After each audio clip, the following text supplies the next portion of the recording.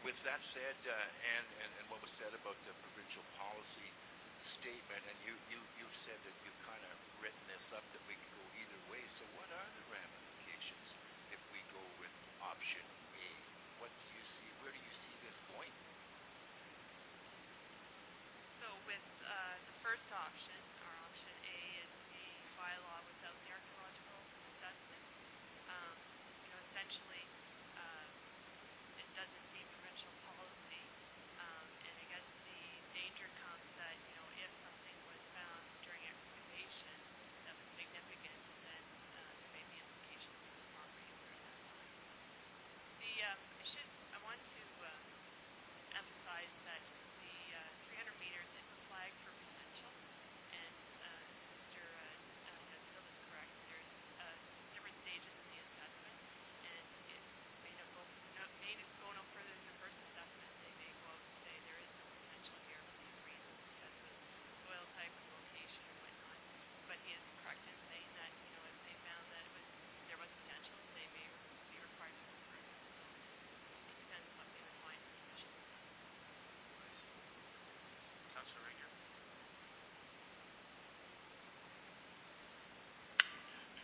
And if that was to happen, then the onus comes back onto the owner, and it's not any liability to the township. Is that correct? That's a good question. I'm not 100% sure that I can provide an answer right now. I can find out for you.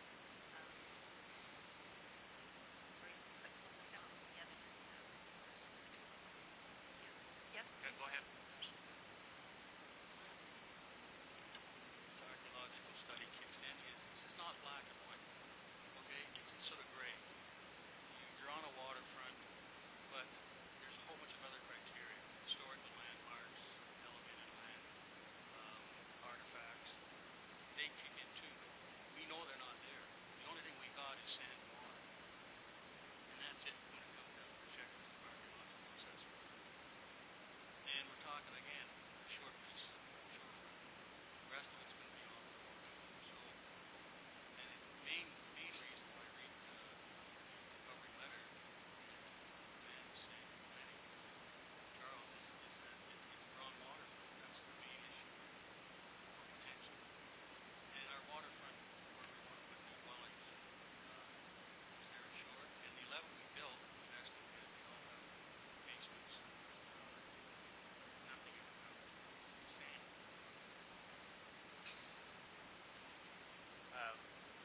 Correct me if I'm wrong, but if there's there's a study done, and nothing is found, and on they go, and somebody digs a basement and comes up with the base of an Indian village, they're still responsible to stop and go through. So really, there's not a lot of risk for anybody at this point.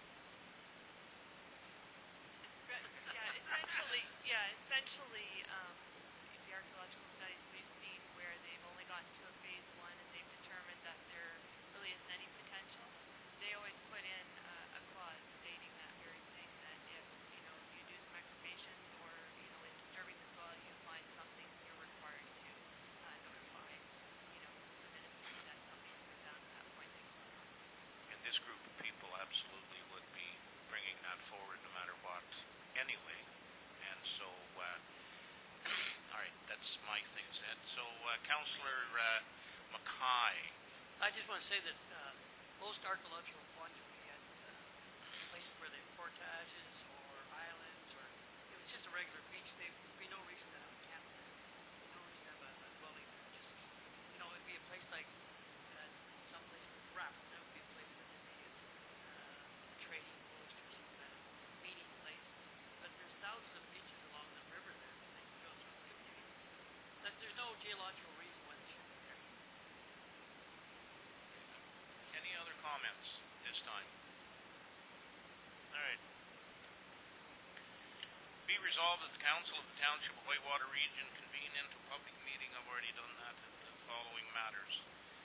Number 1, rezoning part of Lot 13, Concession 12, Geographic Township of Ross, and are located on Voyageur Bay and Pettigrew Roads. Number 2, rezoning of part of Lot 4, Concession A, CLF, Geographic Township of Whitewater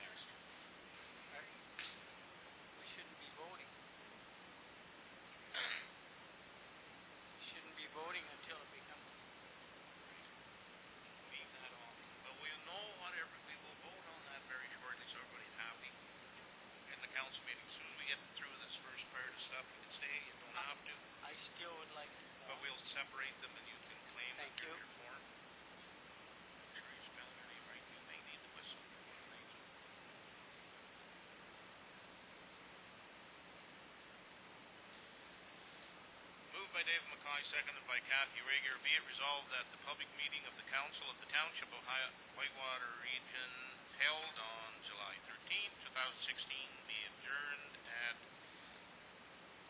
6:45 p.m. All those in favor?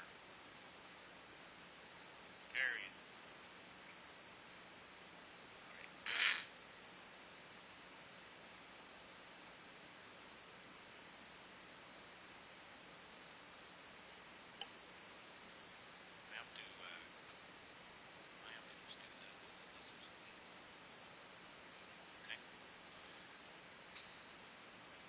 We'll call to order the council and committee meetings for July 13th,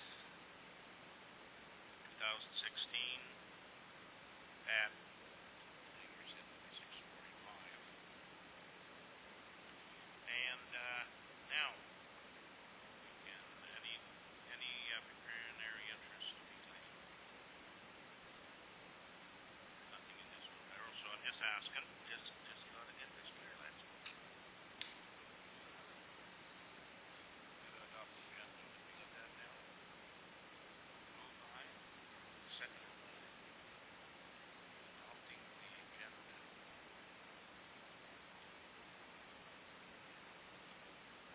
It's coming. It's on its way.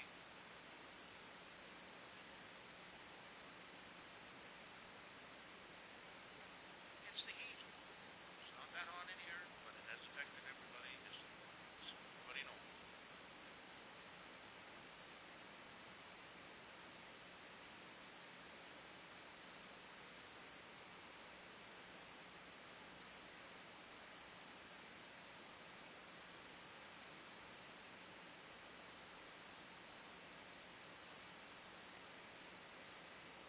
It's already in the pan.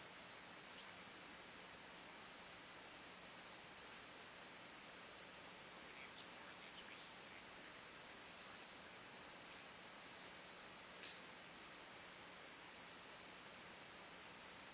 Okay, we got one on the board now. Here we go. Move it Darrell McLaughlin, seconded by Dave Mackay. Be it resolved that the Council of Township of Whitewater Region adopts the agenda for the July 13th, 2016 council in committee meetings. All those in favor? Opposed, if any? Carried. Very good. So,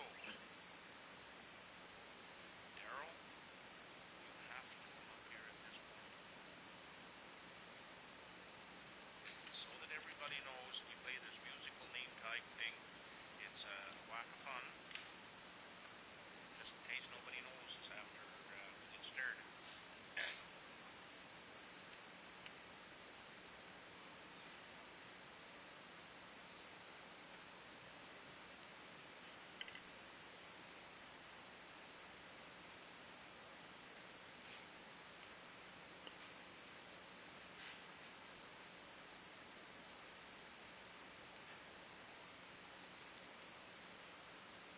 Okay, I guess we'll call the Environmental Services Committee meeting to order. And the first thing Blue. Okay, I guess we'll call the Environmental Services Committee meeting to order. The first item on the agenda is a delegation. Robert Dick. He's unavailable. Okay, Unavailable. so we'll move on to the second one. Is that what we're going to do, Steve? Okay, and maybe you could help us. Okay, I have a motion here. Yes, sir.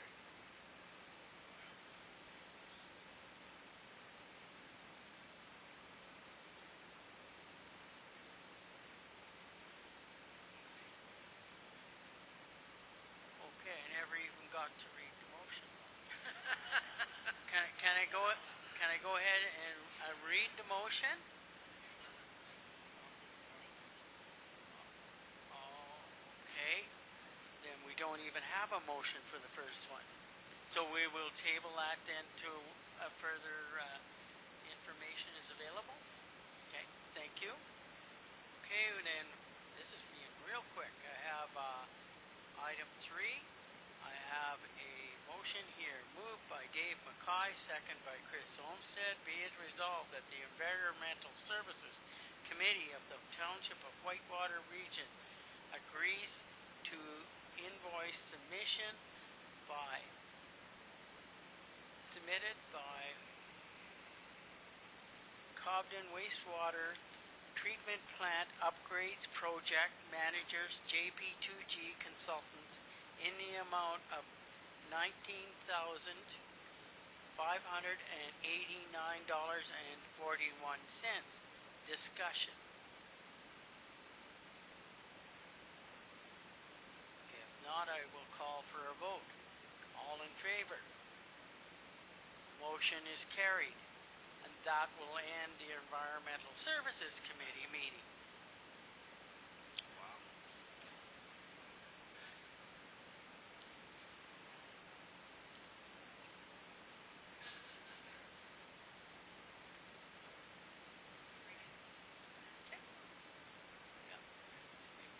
No, but there's other, Hal, the mayor tabled something.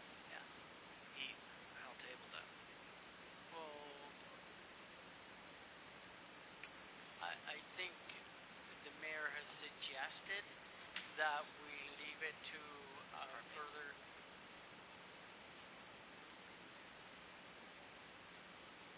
No, the delegation was here to tell you not to install these high-impact LED lights, and he wants to come next month. He couldn't make it tonight.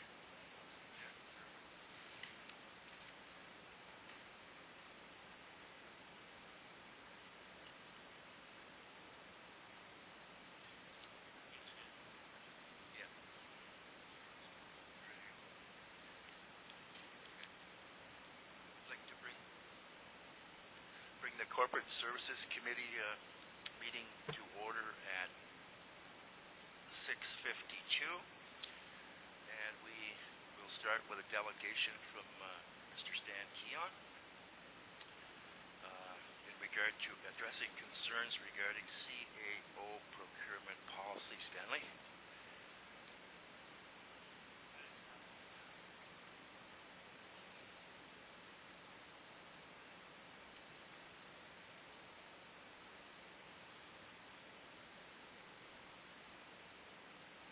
Might be a little misrepresentation as far as the procurement policy goes. It's based on an issue that happened several weeks ago. I think the question is.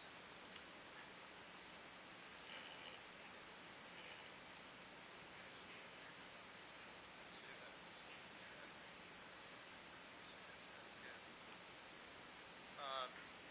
So just based on an article that I read in the Eganville Leader, it was a report of a council meeting from June the 1st, and I've been away on holidays and consequently picked this up, and that's why I'm here at such a late date.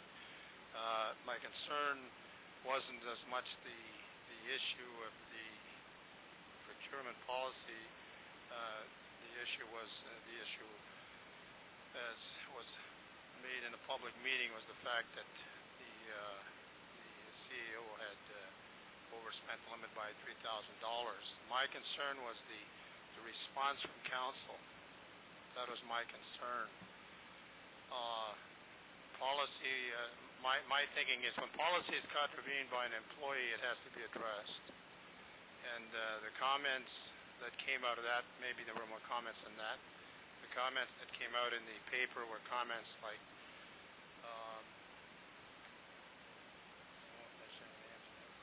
as we're going over the policy, by $3,000, the CAO can be trusted with making decisions. Another comment was, I feel that the CAO acted within her responsibility. Why do we have a CAO if we're going to micromanage? So those comments. So in all those comments, what I saw there was a situation where policy had been broken, and we were ignoring the fact that it had been broken. Some of the things that I would suggest, and I'm going to suggest, and that's what I'm here. I'm not here to criticize people here, but I'm going to try to make some suggestions. 21 years on council, I was learning the day I left, and if I was here for 50 years, I'd still be learning, no doubt about that. But some of the things that I think that went wrong right from the beginning, I think the comments would have been different if you had gone into a closed meeting, and that's what it should have happened immediately. I think that's right, Al. I'm not sure that's right, but I'm saying that's right. The reason being, anytime an employee is being discussed, or their performance or whatever type of thing, it has to go into a council. It has to go into a closed meeting. So as soon as that was brought up by Councillor Jackson, if she didn't realize that, and obviously she didn't. If anybody knew here, we got a young council, and if anybody on the council maybe knew that, that would have been cut off right off the bat. Okay, I would recommend that we go into a closed meeting. So that would have saved. You know, a lot of problems, and I think it would have been dealt with in a different way, because I think that I would hope that some other council members would have spoken up. There were 3 people that spoke up out of, I guess, six council members, and to me that was kind of a serious situation. The way that I look at this is that if that had have walked on by, I know the events have really changed since then, but the fact is that there are going to be situations like this that are going to come up again. And when you're dealing with employees and you're dealing with policy, as soon as if that situation had been let go, like it looked like it was going to be possibly let go, if that had happened, you set a precedent with the rest of the employees that work here. So if somebody takes, I don't know what policies are as far as the roads, but somebody takes a backhoe home for a night to work on their ditch or something like that, you've already set that precedent. So you understand that part of it. So basically, what I'm suggesting, what I think has to happen, we don't talk about micromanaging. We are responsible. When I say we, I'm referring to council. We are responsible. You are mandated by the electorate to manage Whitewater region, and you know that. I don't want to make this sound like a lecture, but I want to say that part of your mandate is to make your employees accountable. There's no question about that. And I was kind of surprised the direction it went in. I was concerned because it was not a closed meeting, and that was brought up. I was concerned about that part of it. Okay, that was the number one thing. But I would have hoped that in that situation that I didn't want the CEO to get scolded or something like that type of thing, but it would have been dealt with in that meeting, and they would have come up with some resolutions or at least advising or whatever, and comments that, you know, this person knows the business or whatever type of thing. Well, if you know the business and you break policy, then that really says something to me. If you know the business. If you didn't know there was a policy, that's another thing. So I'm suggesting that maybe the policy part of it, that maybe is clarified. I'm sure you want those policies in place, but if that's clarified to everyone and everyone knows what the stipulations are and everybody knows what the consequences are, I think we're heading in the right direction. I mentioned already managing every one of us. So as councillors, you know, we're business people. We're all business people in council. We're managing a business, and if it's my business, I've got concerns. If somebody contravenes some of the policies that I've got in my business, if one of my managers contravenes it by overspending by thousands of dollars, I'm not going to look at that and say, well, she knows what she's doing or he knows what she's doing. I'm going to be addressing that. I'm sure some of you guys there, you can relate to that. I'm sure, being a manager at your work. So anyway, I'm not going to run on with this. I'm going to just suggest that from from now on, that anytime you deal with employees, that you know that it's got to be in closed meeting. If you're going to bring up something about an employee at a meeting like this, it doesn't even get here. It's a closed meeting, okay? And you're still being transparent. Don't worry about transparency. I know in this town, you people are not under the gun like they are in some places. Right? Anyway, having said that, yeah. And the last thing, just with regards to policy, I talked to Hal on this, and I know in that particular situation that you had discussed it in a meeting. You had discussed about the hiring the whatever it was, the plan or whatever it was, the IT man, and you had discussed the amount of money, the $13,000. But again, if it's policy can't be rescinded without an order of council. So the only way that you protect yourself is by putting it in writing. Okay? So that's what I've got to say. I don't want to sound like I'm lecturing, but at my age, I guess. Anyway, so that's it. Thank you very much, Stan, for that. We'll take note of everything you said. We appreciate you coming in, and after 21 years in the service, we'll greatly appreciate it. Thank you for the 21 years as well. One thing you got to realize halfway there. Yes, I do. Okay.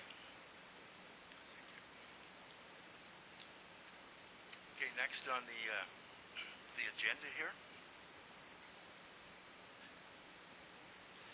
we have a report on the Deputy Clerk, Recreation and Culture Coordinator and Planner of Economic Development Officer. I'm going to ask Eric to speak on this.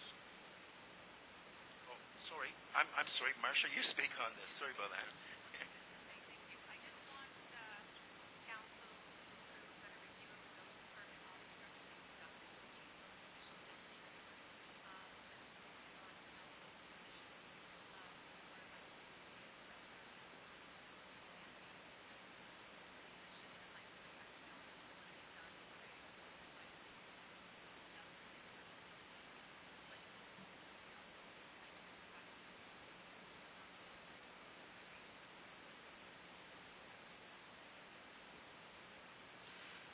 Okay, any questions on that information, Marcia? Seeing none? Oh, I'm sorry, Mayor, go ahead. I would just like to thank Marcia for taking this on, and I would agree that we definitely need to have our department heads involved in our job descriptions. And I think probably consensus of committee would be enough to instruct Marcia to go forward.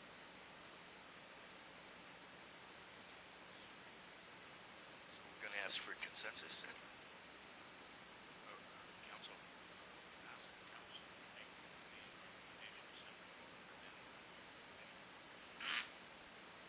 Okay, consensus for recommendation to send it forward. Is that what you're looking for? Okay, do we have consensus?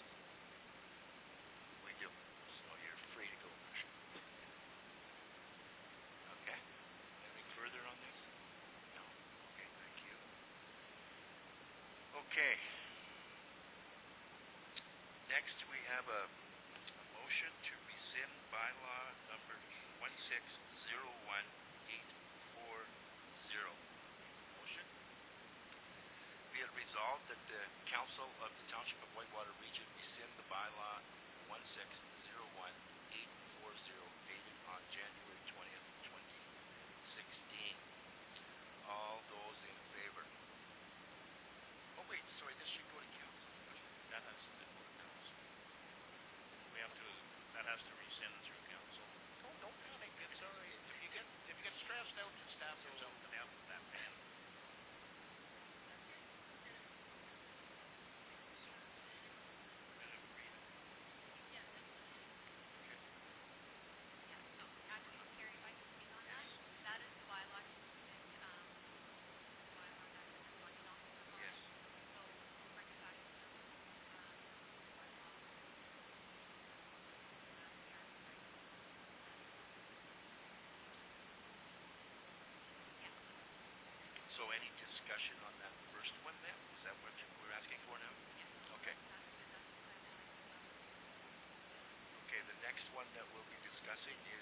resolved that the Council of the Township of Whitewater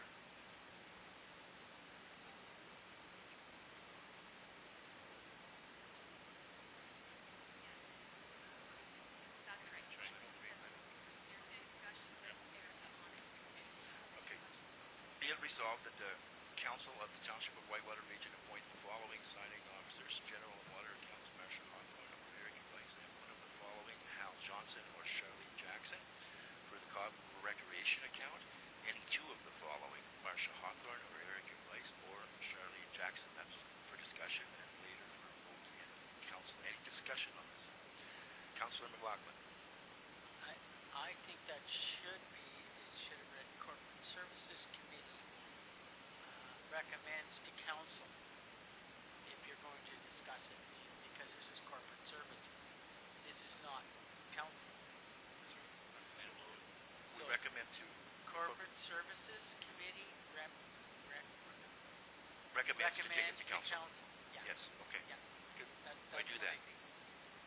Is that Yes. what it is? Yes, it is. It's on the corporate services agenda to discuss to move to council. Okay.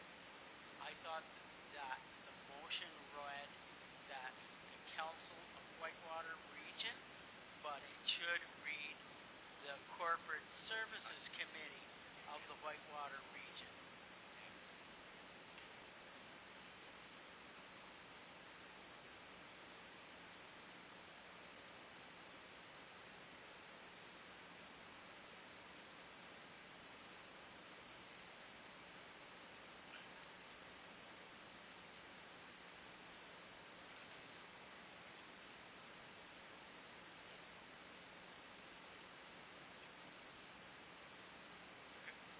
Okay.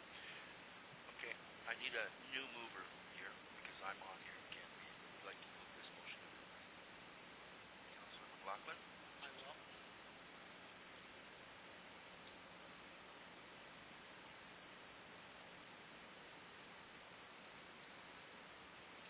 Okay, moved by Councillor McLaughlin, seconded by Kathy Rigger. Be it resolved that Corporate Service Committee of the Township of Whitewater Region appoint the following signing officers: General and Water Accounts, Marcia Hawthorne, Eric Rice, and one of the following, Hal Johnson or Charlene Jackson. For the Cobb Recreation account, any two of the following, Marcia Hawthorne or Eric Rice or Charlene Jackson. Discussion.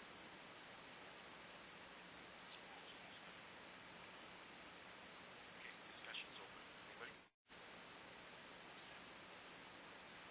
Seeing none. The thing is, I would like to be the signing officer for this committee here moving forward on the general offense.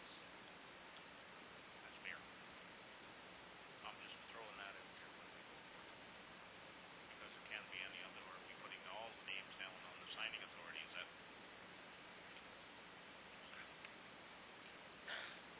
The intention of that is to have all the people signing. No, what this means is if Marcia's away, then I can sign, and if Charlene's away, because Charlene already signs them, if Charlene's away, then you can sign. She's covering all the bases.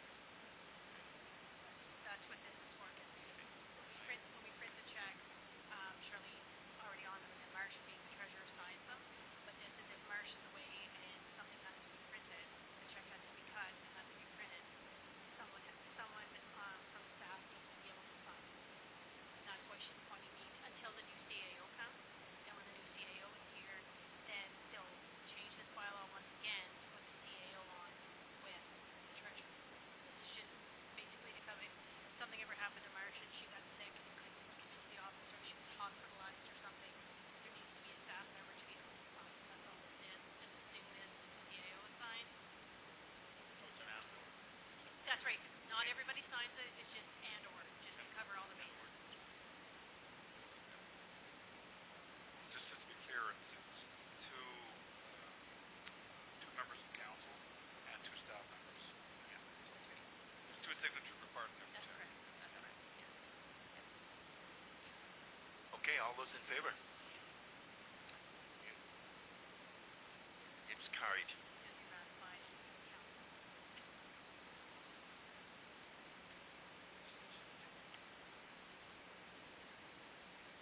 Yes, you're done. You're done. Okay, that concludes the Corporate Services Committee Abbott. All those in favor? Carried.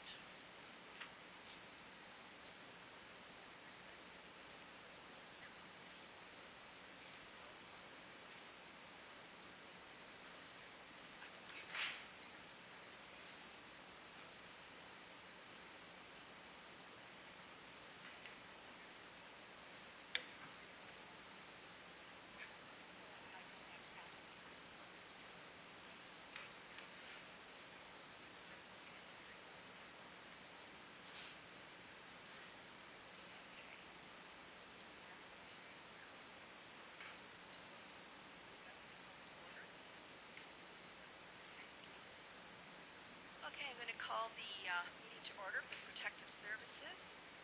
First on the agenda, we have a fire ban communication, and I guess I will I'll turn this over to our Chief Leader and Deputy Chief Mike Moore. Thank you. I wasn't sure when I got this what they mean by fire ban, other than when we place the ban on, we monitor M&R. And we not only monitor, but I believe staff members, they also monitor the M&R. And my understanding, once we determine whether it's moderate, severe, or extreme, at extreme we place a ban on the entire township. The ban means everything, campfires, everything. And just on a sidebar note, I noticed in Eganville Leader this week, there was a fire in Provincial Park in Bonnechere Provincial Park. Now, we have been very popular with the campground people. I know their business and so on and so forth, but we've had the conditions in June were extreme. This is the earliest I've seen it in a long time. Both Mike and I discussed it. We discussed it with our fire people, and we placed the ban on. On the communication side, I believe it's the office staff calls. Karen has called both myself and Mike. We call Terry Moore, and I believe you people call Vince Turbo, Mike, and we have our own people. We go and put the signs up. I'm going to leave it at that and say, does anybody have any questions as to the ban? Like I said, we follow the M&R. Councillor McLaughlin and then Councillor Olmsted. Yeah, I guess it was me who came up with this because I was out at Pinewood Park, and they had a sign up that said it was fire ban. I said, not to my knowledge. And they got called from, by the Natural Resources, Ministry of Natural Resources. Would they be the ones that called the park? Not to my knowledge. Go ahead.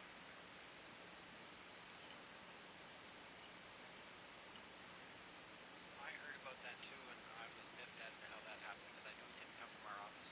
Yeah. And years ago, that used to be a practice that the campgrounds were called if the ministry put on a fire ban, but for some reason we got missed. Okay. All I know is that the lady there told me that because I said there's no fire ban, and she said yes, the fire ban is on. She got a call from the Ministry of Natural Resources. Then I guess it was a Saturday, and I understand where the confusion came on Saturday. But what I was wondering is there, like, it's the weekends that the biggest problem comes.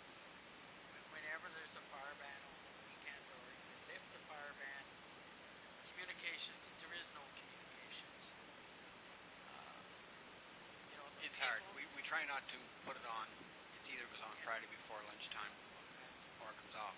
I guess what I was thinking, if there was if you had a list of campgrounds and say the rafting company, someplace that we could call so that they would know if the ban came on, because it did happen on a Saturday, I think, if I'm not.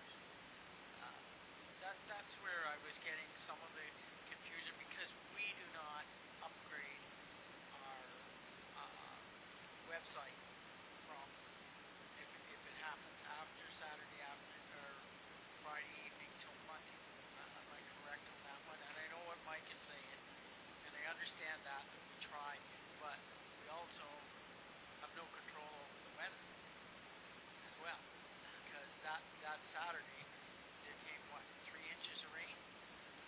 take Karen, that I one can, night, and so that, Yeah, that Canada Day was a tricky one. yeah, that's where, and it was me that brought it up. And this is all I was wondering, like, if there was a small somewhere that we could have a small list of people that could be called and say, if I could just ask Karen, she's got some additional information, I think, so I'm going to ask her to just jump in here, please. So I've been in contact with Gary Waymont, and what we've came up to is Friday by noon, whatever it is then, that's whenever Iowa will change the website. So whenever it says Friday at noon, that's when it's going to be for the weekend. They do look ahead of the forecast. If we're going to get some heavy rain like last Saturday, they knew it was going to be a lot of rain. And Mike said, you know what, let's go ahead. See what they so Friday at noon,